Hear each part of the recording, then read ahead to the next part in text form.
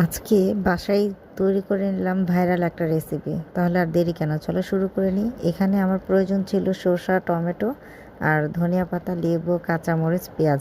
তবে দুঃখের বিষয় হচ্ছে আমি যখন ফ্রিজে হাত দিয়েছিলাম তখন ধনিয়া পাতা, তারপর হচ্ছে তোমার লেবু আর টমেটোটা আমি পাইনি, কারণ ওটা শেষ হয়ে গিয়েছিল। সে যাই হোক, এখন যেহেতু আমি বাচ্চাদেরকে ওয়াদা করে ফেলেছি আজকে আমি তাদেরকে সুন্দর একটা ভর্তা মেখে খাওয়াবো, তাই আর আমি দেরি না করে আমার কাছে যেগুলো তোমার ছিল উপকরণ আমি সেগুলোই নিয়ে চলে এসেছি। আর এতক্ষণে তো তোমরা দেখেই ফেলেছো বা বুঝেই ফেলেছো আমি এখানে কি তৈরি করতে যাচ্ছি। হ্যাঁ, আজকে আমি চিপস ভর্তা তৈরি করতেছি। আমি এর আগে কখনো ট্রাই করিনি, এটাই আমার প্রথমবার ছিল।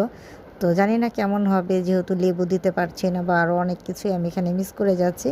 কিন্তু সবশেষে এটা মাখানোর পরে দেখলাম যে আলহামদুলিল্লাহ এটা খুবই মজাদার ছিল। আমার বাচ্চারা তো অনেক মজা পেয়েছে এটা খেয়ে।